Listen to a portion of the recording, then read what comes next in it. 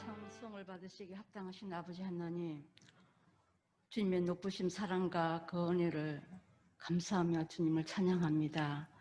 한 주간도 저희들 주님 은혜 가운데 살다가 주의 날 이렇게 주의 전에 나와서 저희들 주님을 예배합니다. 코로나19로 인하여서 저희들 성도들이 한 자리에서 예배드리지 못하지만 지금도 이 시간 주님을 위해서 또 주님을 기도하고 예배하는 모든 성도들 가운데 함께 하셔서 우리 예배를 받으시고 은혜를 내려주시옵소서. 주님 은혜 없이는 우리가 한순간 다 살 수 없는 저희들임을 주님께 고백합니다. 아버지 하나님, 이 시간도 우리에게 은혜를 더딥혀 주셔서 한 주간도 주님 은혜를 가지고 살아갈 수 있는 저희들을 될 수 있게 도와주시옵소서. 거룩하신 아버지 하나님, 코로나19로 인하여서 저희들이 많은 것을 깨닫게 해주신 것 감사합니다. 그 깨달음이 저희들을 더욱더 성숙하게 하시고 우리 신앙이 깨어있게 하여 주시옵소서. 날마다 주님께서 저희들을 새롭게 하여 주시옵소서. 우리 안에 날마다 정한 마음을 창조하시고 정직한 영을 새롭게 부어주셔서 우리가 매일 참으로 진실된 마음으로 살아갈 수 있게 도와주시옵소서. 우리가 이 땅에 살고 있지만 우리가 또한 하늘에 속한 자로서 하늘의 소망을 가지고 살아가게 하시고 주님의 정결한 신부로 살아갈 수 있는 저희들이 될 수 있도록 주님께서 저희들을 인도하시고 도와주시옵소서. 아버지 하나님, 이곳에 주님 신공허교회를 세우셔서 우리 주님께서 머리 되시고 저희들을 지체로 삼아주신 것 감사합니다. 우리가 참으로 날마다 한 지체로서 우리가 마음을 새롭게 하고 또한 우리가 거짓된 마음이 아니라 그 시대 넘는 믿음과 사랑을 가지고 지체들을 돌아볼 수 있게 도와주시옵소서. 그들이 돌봄으로써 아버지 하나님 필요함과 부족함을 주님께 기도하는 저희들 될 수 있게 도와주셔서 아름다운 공동체를 세워갈 수 있게 도와주시옵소서. 이 시간도 주님, 우리 노 근사님들 병상에 있습니다. 우리 강영기 집사님 병상에 있으면서 주님을 도우심을 구하고 기도합니다. 저희들도 아버지 하나님 이 시간 주님께서 하실 일을 믿음으로 바라보면서 주님께 기도합니다. 아버지 하나님 역사하여 주시옵소서. 우리 주님께서 하시는 놀라운 일을 우리가 볼 수 있게 도와주시옵소서. 아버지 하나님, 이 나라 민족을 주님께 부탁합니다. 우리 주님께서 간섭하시고 고치시고 바로 세우셔서 이 나라를 민족을 통해서 주님께서 역사하여 주시옵소서. 또한 한국 교회와 우리 다음 세대 아이들도 교육하여 주셔서 아버지 하나님 하나 되게 하여 주시고 우리가 한 몸으로 이루어갈 수 있게 도우시며 서로 격려하면서 주님의 뜻을 이루어갈 수 있는 저희들 될 수 있게 도와주시옵소서. 아버지 하나님, 다시 오실 주님의 길을 준비하는 우리 한국교회와 또 우리 교회가 되기를 원합니다.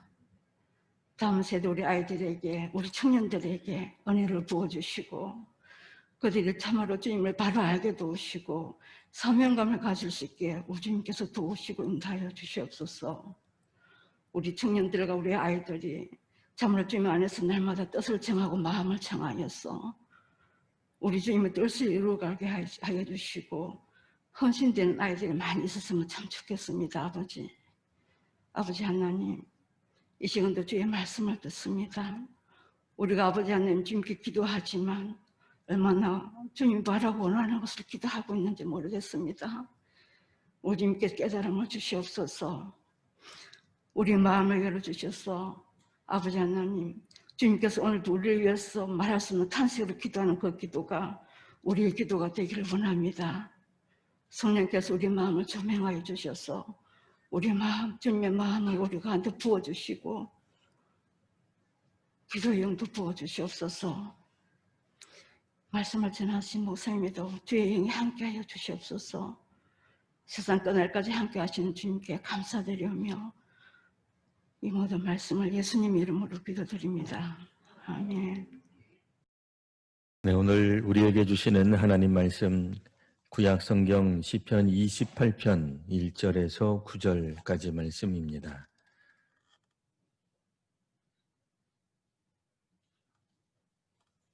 네, 구약 성경 821면, 821면에 있는 시편 28편 1절부터 9절까지 저와 여러분들이 한 목소리로, 또 실내에 계신 분들은 이제 작은 목소리로 하시면 되겠고요.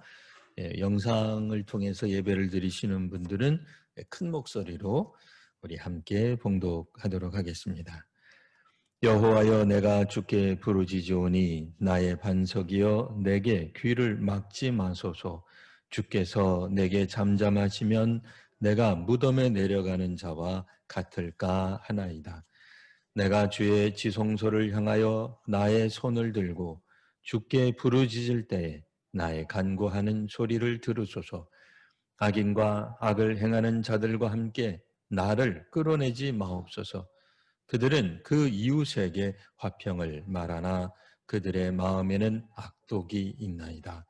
그들이 하는 일과 그들의 행위가 악한 대로 갚으시며 그들의 손이 지은 대로 그들에게 갚아 그 마땅히 받을 것으로 그들에게 갚으소서. 그들은 여호와께서 행하신 일과 손으로 지으신 것을 생각하지 아니하므로 여호와께서 그들을 파괴하고 건설하지 아니하시리로다. 여호와를 찬송하며 내 간구하는 소리를 들으심이로다. 여호와는 나의 힘과 나의 방패이시니 내 마음이 그를 의지하여 도움을 얻었도다. 그러므로 내 마음이 크게 기뻐하며 내 노래로 그를 찬송하리로다. 여호와는 그들의 힘이시요 그의 기름 부음 받은 자의 구원의 요새이시로다. 주의 백성을 구원하시며 주의 산업에 복을 주시고 또 그들의 목자가 되시어 영원토록 그들을 인도하소서. 아멘. 예전에는 편지를 보냈을 때 답신 기다리는 게 몇 주, 경우에 따라서는 몇 달이 보통이던 시절이 있었습니다. 오죽하면 무소식이 희소식이다라는 말도 있었죠. 동네에 전화기 한 대 있던 시절을 지나서 지금은 공중전화가 어디 있는지 찾아보기 어려운 시대죠. 대부분 개인이 전화기 한 대 정도는 가지고 있습니다. 그래서 이제 전화를 하고 또 문자를 보냈는데 답이 없는 거예요. 응답이 없고 대답이 없으면 여러분 어떤 현상이 벌어지죠? 답답해집니다. 응답을 해줘야 되는데 대답을 빨리빨리 해야 되는데 내가 전화한 거 한 10통쯤 했으면 문자 한 수십 통쯤 했으면 답이 있어야 될 거 아니에요. 근데 답이 없으면 얼마나 사람이 답답합니까? 이처럼 사람이 하나님께 기도했는데 그것도 부르짖어서 기도했는데 답이 없으면 얼마나 답답하겠습니까? 이처럼 하나님께 기도했는데 하나님의 응답이 없어서 답답한 사람들이 읽으면 좋을 성경 시편 28편을 오늘 함께 보려고 합니다. 시편 28편은 이제 크게 네 가지 이렇게 문단으로 우리가 이렇게 잠깐 나누어 볼 수 있습니다. 첫 번째는 1절과 2절입니다. 이제 기도의 시작이죠. 내가 왜 기도하게 되었느냐? 내가 왜 이 호소하느냐? 개인이 이 탄식하는 기도 내용이 1절과 2절 나옵니다. 우리 잠깐 제가 다시 한번 읽어보면 1절 여호와여 내가 주께 부르짖으오니 나의 반석이여 내게 귀를 막지 마소서. 주께서 내게 잠잠하시면 내가 무덤에 내려가는 자와 같을까 하나이다. 우리가 시편 읽을 때요, 꼭 시편뿐 아니라 우리 구약 성경에 보면 이제 지혜 문서에 해당하는 시편, 잠언, 전도서 뭐 이런 것들 읽다가 보면 어떤 특징들이 있냐면 같은 말을 다른 단어를 써서 뭐 2번 혹은 3번 반복하는 경우들이 있습니다. 오늘 시편도 꽤 반복해서 나오는 표현들 자주 나오고 있습니다. 그러니 혹시 앞에 구절 읽다가 이거는 내가 알겠는데 뒷구절 이건 무슨 뜻인지 잘 모르겠다 하더라도 문장을 잘 읽어보시면 앞에 있는 내용을 한 번 더 다른 말로 표현한 것들이 왕왕 나옵니다. 한번 보시면 되겠습니다. 오늘은 1절에서는 이제 부르짖습니다. 왜 부르짖어요? 다급한 거죠. 갈급할 때 우리가 부르짖는 기도를 하게 됩니다. 감사에 찬송할 때, 감사에 기도할 때 뭐 부르짖으면서 하지는 않아요. 그렇잖아요. 뭐 어떤 내용들에 대해서 하나님 감사합니다. 감사한데 뭘 그렇게 부르짖겠어요. 근데 이 부르짖는다는 내용은 기도인데 그 기도 중에서도 특별히 간절함을 가지고 혹은 지금 급한 어떤 시급한 사안에 대해서 하는 기도를 말합니다. 하나님을 뭐라고 부르냐면 여호와라고도 부르지만 나의 반석이시여 이렇게 부르죠. 반석 좀 우리하고는 좀 와닿진 않아도 이게 피난처라는 뜻이 되는 거예요. 그러니까 하나님 지금 나는 피난처가 필요합니다. 그러니까 1절의 내용은 그렇게 읽을 수 있는 거예요. 다시 한번 요약하면 하나님, 내가 지금 하나님 부르는 이유는 하나님 좀 나의 피난처가 돼 주십시오. 그러니까 급하게 피할 수밖에 없는 위급하고 다급한 상황, 아주 절박한 상황에서 하나님께 기도합니다. 피난처가 필요합니다. 운전하시다가 졸음 쉼터 있으면 얼마나 행복해요. 운전하시는 분들은 잘 아실 거예요. 이 고속도로 가는데 저기라도 휴게소가 나와야 되는데 막 졸음이 눈꺼풀이 막 천근만근인데 다음 휴게소 30km. 와, 이거 뭐 큰일 났죠, 이거. 정신 하나도 없죠. 아득해지죠. 이게 지금 피난처 좀 급한 거예요. 근데 주님이 어떻게 응답하셔야 돼? 빨리 응답을 해 주셔야죠. 다른 때 같으면 이틀 있다가 몇 달 있다가 응답해 주셔도 되지만 이거는 그렇게 하면 안 되는 거예요. 당장 응답해 주셔야 되는데 하나님이 응답을 안 하니 얼마나 답답하겠어요. 그 시인이 이렇게 이야기를 합니다. 하나님, 내가 하나님 앞에 기도를 하는데 하나님 귀를 막지 마십시오. 잠잠하지 마십시오. 하나님이 귀를 막는 행위 답이 없는 거죠. 하나님이 잠잠하신 행위 답이 없는 겁니다. 이 같은 뜻 2번 반복했습니다. 자, 그래서 이제 시인이 여기서 이제 다윗입니다만 시인이 이제 이렇게 2절에서 말을 합니다. 내가 주의 지성소를 향하여 나의 손을 들고 주께 부르짖을 때 한 번 더 반복 나의 간구하는 소리를 들으소서. 근데 이제 주를 향해 기도를 하는데 어떻게 이제 하느냐? 주의 지성소를 향해서 합니다. 그 지성소는 어디 있는 거예요? 성전 안 중에서도 가장 거룩한 곳이 지성소죠. 그러니까 적어도 지성소를 향했다. 그러니까 성전을 향해도 될 텐데, 뭐 예루살렘을 향하여, 뭐 성전을 향하여 다윗이 뭐 지금 직접 예루살렘 성전, 그러니까 다윗 시대는 뭐 성전이 있질 않았으니까요. 그러니까 이게 어디엔가 있을 그러니까 하나님의 언약궤를 향하여, 뭐 이제 이런 개념이긴 합니다만 이게 도대체 뭔가? 그러니까 거룩한 장소 중에서도 제일 거룩한 곳, 뭐 거룩하긴 합니다만 거기에 무엇이 있어요? 하나님의 임재가 있는 거예요.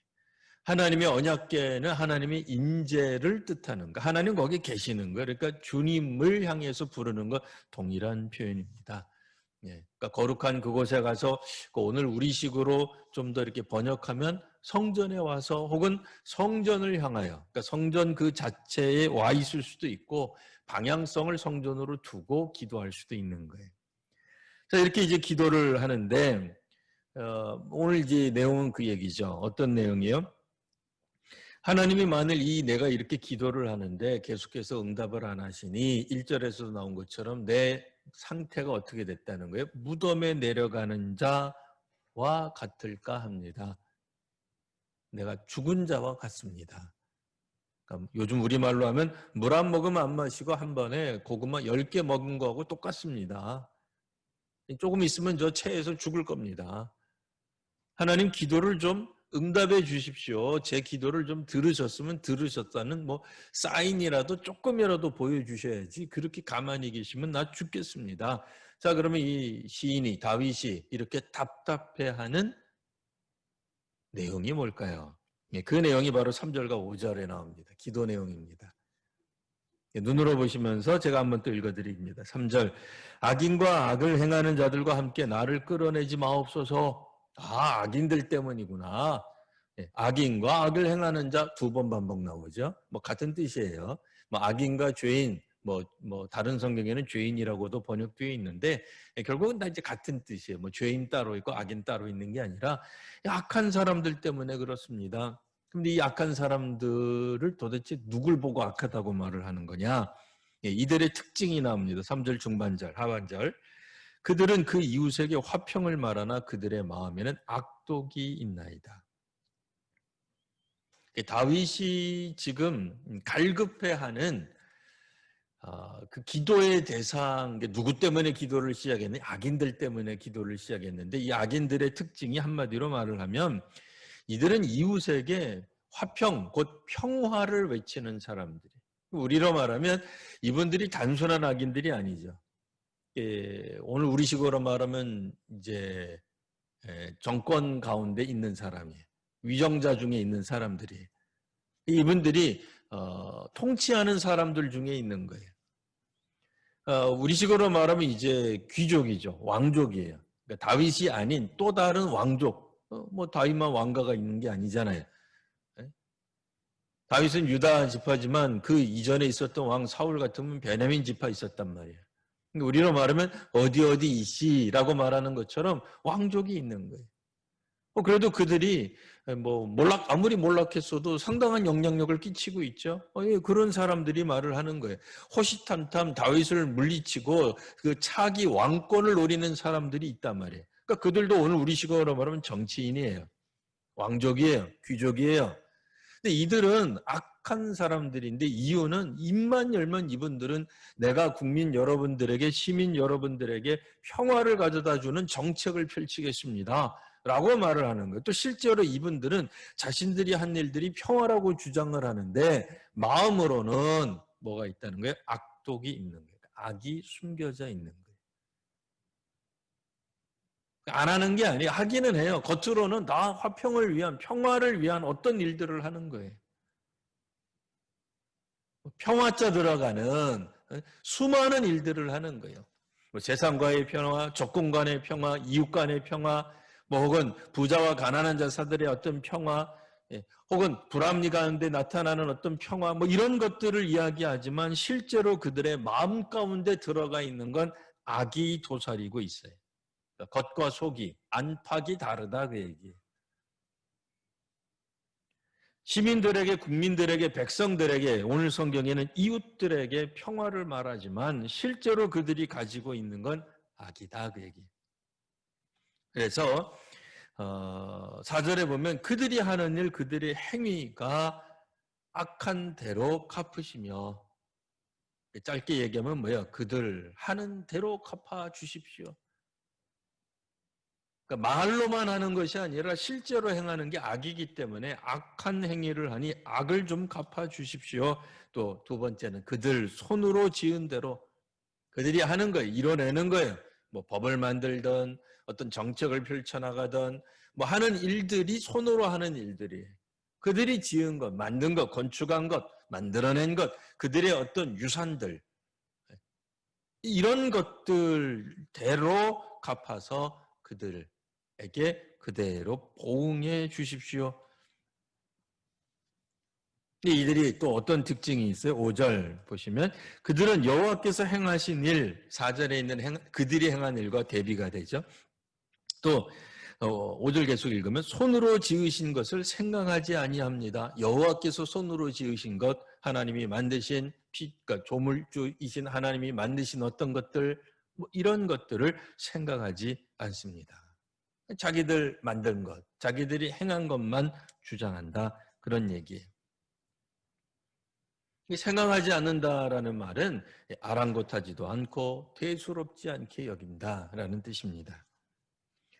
그러니까 하나님 하신 일, 하나님을 없다고 생각하는 거예요. 하나님 하신 일은 없다고 생각하는 거고 자신들의 삶 가운데서 하나님 하신 것을 어쨌든 인정하지 않는 태도 뭐 이런 것들을 말합니다. 그래서 다윗은 5절에서 하나님을 인정하지 않는 권력들, 하나님을 인정하지 않는 어떤 권세 잡은 자들, 힘 있는 자들을 고발하고 비판하고 있는 겁니다.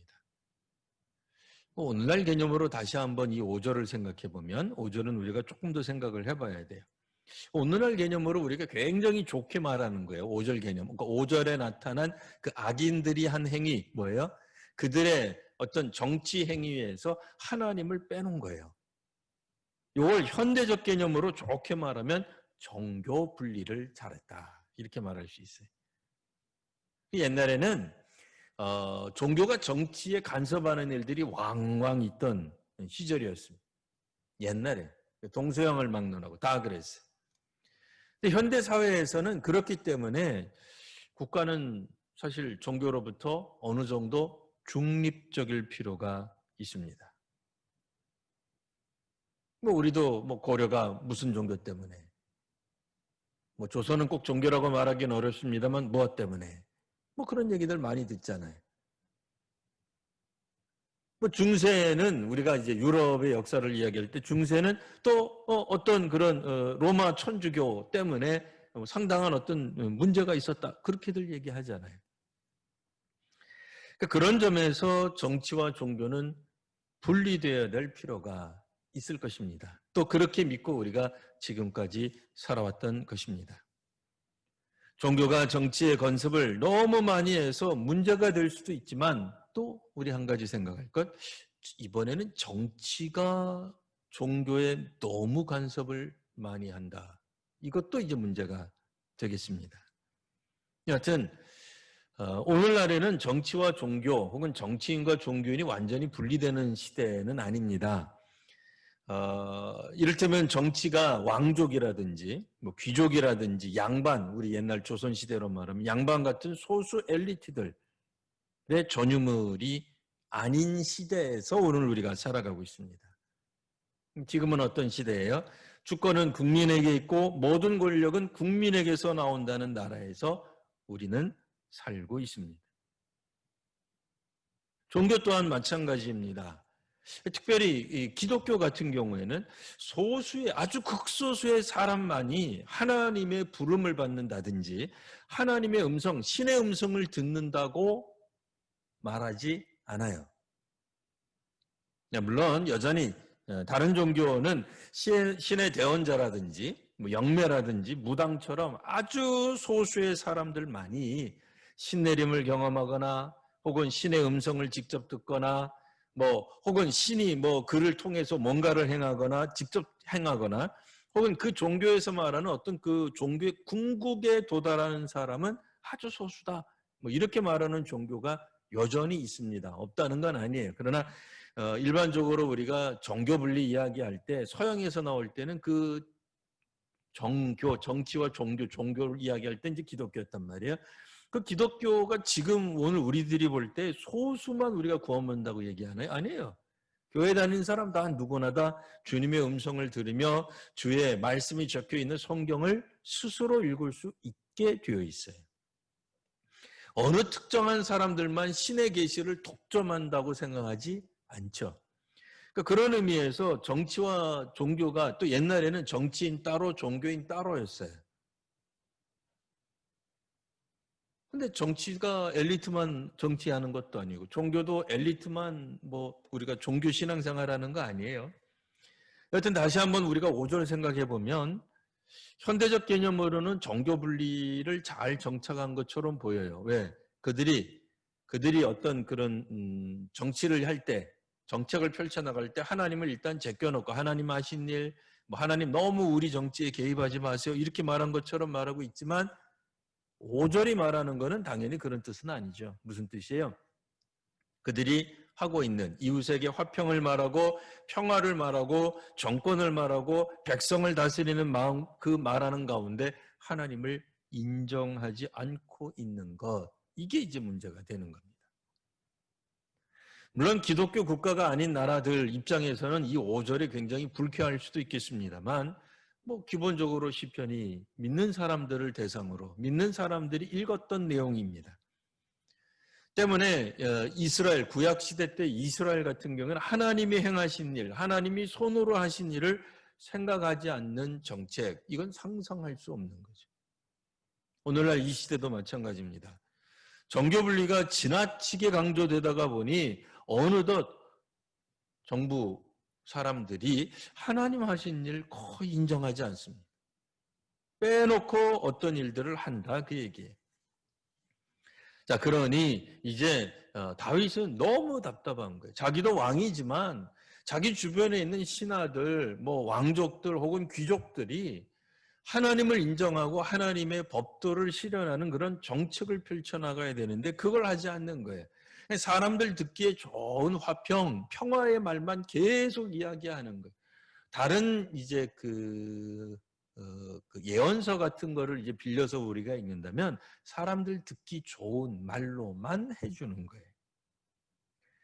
자, 그리고 나서 이제 6절과 7절 보시면 이제 다윗의 기도가 잠깐 바뀝니다. 이 찬양의 기도로 바뀌어요. 1절, 2절은 그렇게 절박하고 하나님 내 기도 안 들어주셔서 답답합니다. 하나님 왜 잠잠하십니까? 뭐 이렇게 얘기를 하다가 6절, 7절에 보면 찬양하는 내용으로 바뀝니다. 그거 왜 찬양하느냐? 뭐 당연히 뭐 6절 그 이유는 뭐 분명히 나옵니다. 6절 보시면 여호와를 찬송하며 내 간구하는 소리를 들으심이로다.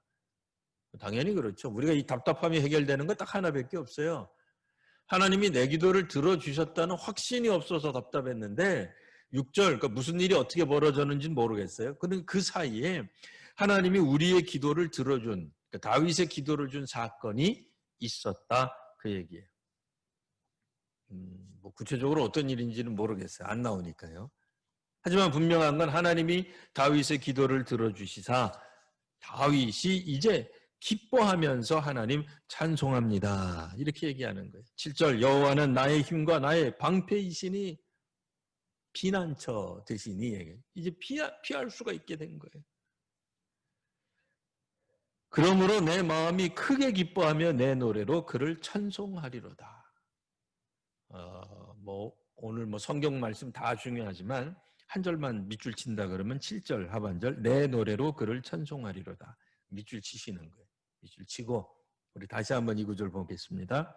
내 마음이 크게 기뻐. 당연히 기쁨이 넘치죠. 하나님 나의 음성을 들었습니다. 전화하고 문자했는데 하루 종일 기다렸는데 옛날같이 우리 수개월 못 기다려요.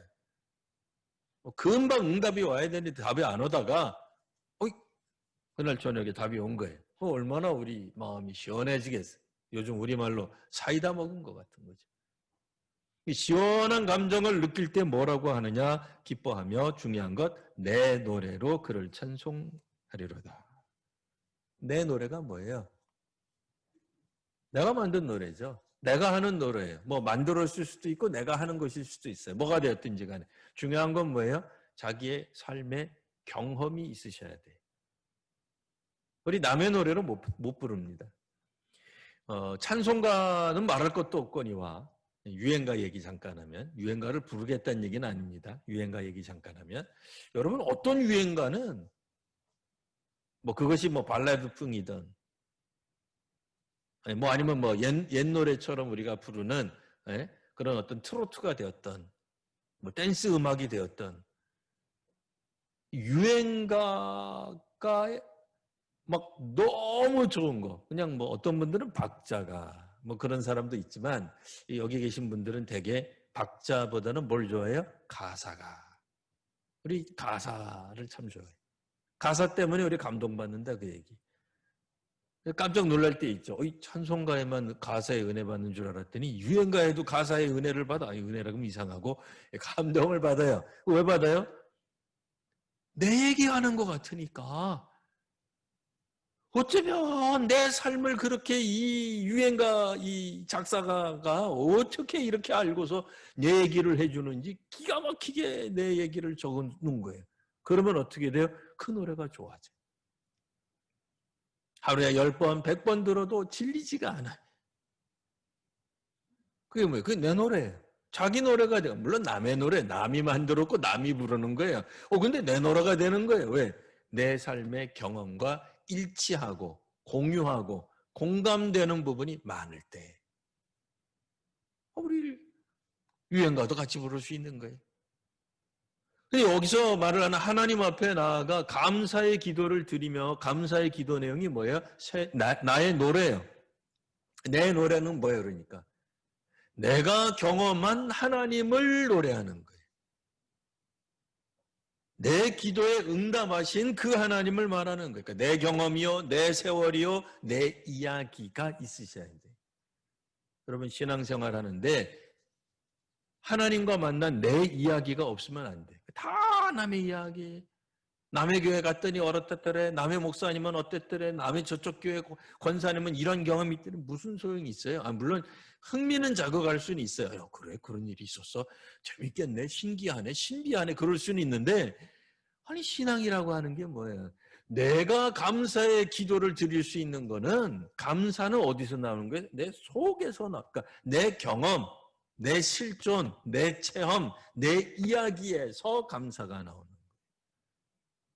그런 의미에서 내 노래로, 우리 성도님들의 노래로 하나님을 찬송하는 기회들이 많아지시길 바랍니다. 다윗이 이걸 경험한 거예요. 그러니까 어떻게 했는지 우리는 몰라요. 도대체 이게 무슨 상황에서 어떻게 이렇게 갑자기 해결이 됐는지, 이 적폐를 청산해야 되겠습니다. 정의사회를 구현해야 되겠습니다. 악한 사람들이 내 옆에서 통치한다고, 뭐 지방 토후들일 수도 있죠. 지방 제후들일 수도 있어요. 뭐 고대사회, 지금도 그렇습니다만 고대사회 같은 경우는 더 어렵잖아요. 나라가 큰데 중앙정부가 할 수 있는 게 한계가 있잖아요. 다윗이 예루살렘 성에서 할 수 있는 게 한계가 있다고요. 각 지파별로 다 흩어져 있는데 저 지파 저쪽 지방에서는 엉뚱한 일들이 벌어지고 있는 거예요. 얼마나 답답해요. 자, 이제 8절 9절 보시면 이 찬양의 기도뿐 아니라 다윗이 기도가 조금 더 바뀝니다. 어떻게 바뀌어요? 이번에는 국민들을 위한, 국가를 위한 기도의 내용으로 마무리가 되는 것으로 끝납니다. 8절 9절 보시면 8절 먼저 여호와는 그들의 힘이시오.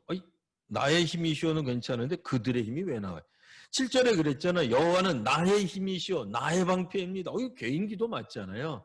다윗이 왕이었다 하더라도 개인 기도한 게 맞잖아요. 물론 자기가 하다가 힘든 일 때문에 기도했지만 개인 기도로 시작했는데 어느덧 8절에 가니까 그들이 나오는데 이 그들은 악인이 아니고 일반 백성들, 국민들, 시민들을 말합니다. 다시 한번 8절 보면 여호와는 국민들의 힘이시오, 백성들의 힘이시오, 시민들의 힘이십니다.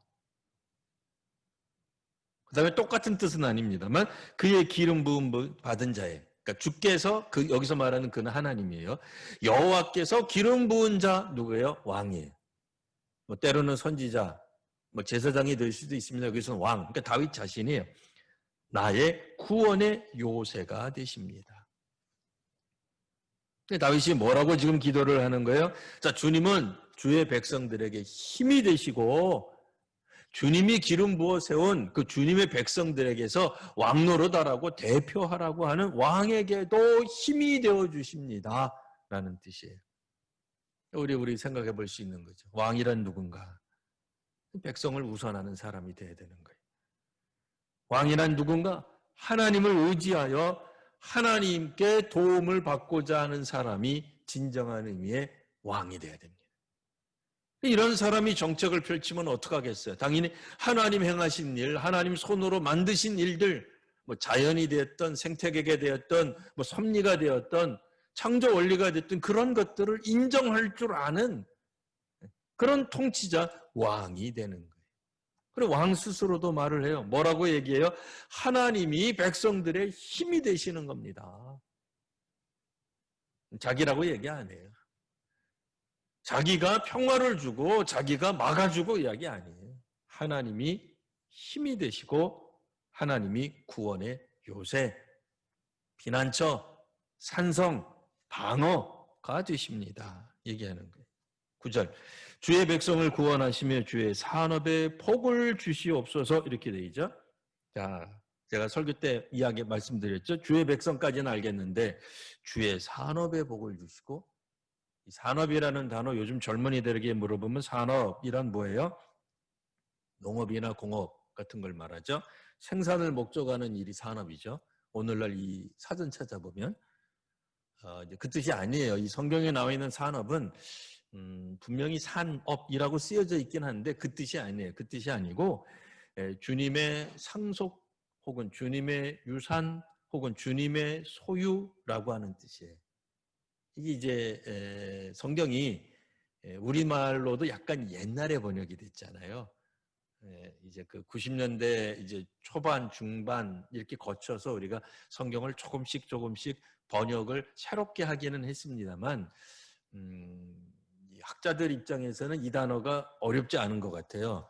주의 산업 그래도 충분히 이해하시는 것 같아요. 근데 오늘날 우리 그냥 현대인들, 뭐 교회 안 다니는 사람들, 뭐 혹은 다닌 지 얼마 안 되는 사람들이 읽으면 주님의 산업, 이거 국가 사업인가? 개인 사업인가? 아, 주님도 사업을 하시는구나. 그래서 이게 산업, 역군, 그거 아니에요. 그거 아닙니다. 그 뜻이 아니에요. 산업, 사업 그런 뜻 아닙니다. 네, 이 주님의 유산. 그럼 주님이 뭘 가지고 있는 거냐? 주님이 뭘 상속받겠느냐? 주님이 우리 사람이 아닌데 뭘 유산으로 남기며 주께서 뭘 상속하시겠어요? 그런 뜻이 아니죠. 예, 앞에 나왔던 주의 백성과 같은 의미입니다. 자, 그러니 다시 한번 읽으면 주의 백성을 구원하시며 주의 산업에 주의 백성에 주의 국민에게 복을 주시옵소서. 네, 이런 뜻입니다. 그러니까 주님은 주님의 자녀들, 주님의 국민들, 그러니까 이 국민들, 이 백성들에게 하나님이 복을 주시고 목자가 되어서 인도해 주십시오라고 말을 하는 겁니다.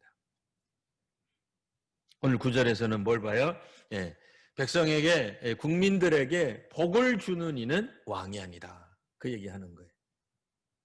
또 이 말 잘못 들으면 그럼 왕이나 정부는 아무런 복지 정책 하지 말아도 안 와도 된다는 얘기냐? 그런 얘기 아니죠.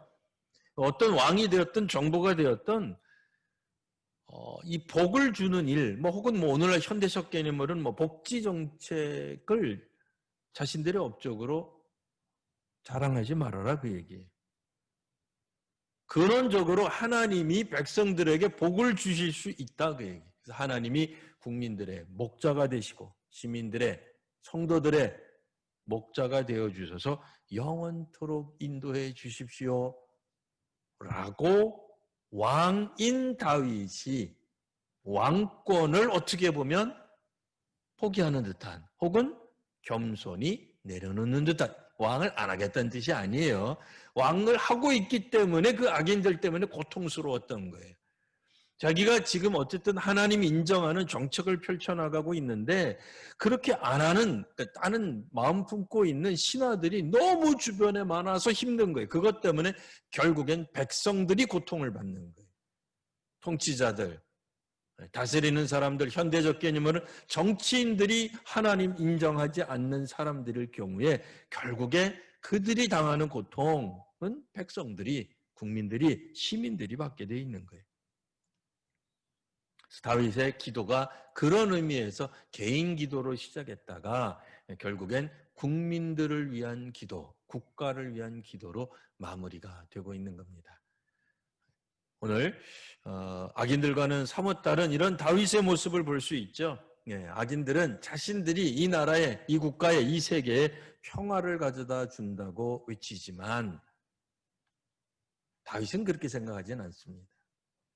평화를 가져다 주는 이는 왕이 아니라, 정권이 아니라 하나님이다 라고 말을 합니다.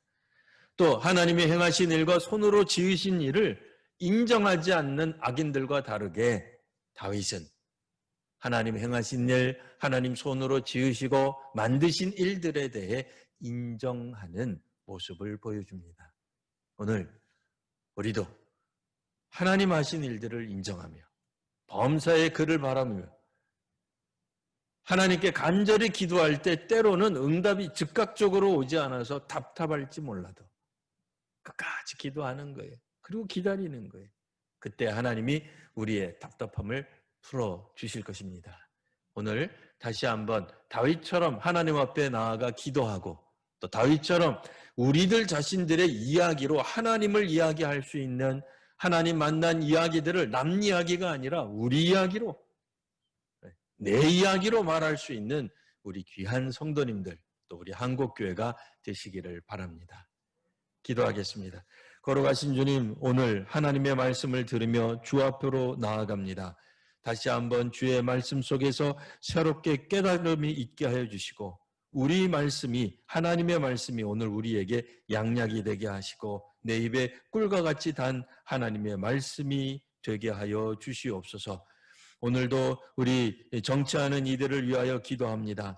하나님, 그들이 참으로 하나님을 인정하게 하시며 하나님이 세우신 법도와 이 질서들을 인정할 줄 아는 귀한 또 정치인들이 넘치는 우리 귀한 대한민국 또 이 세계가 되게 하여 주옵소서.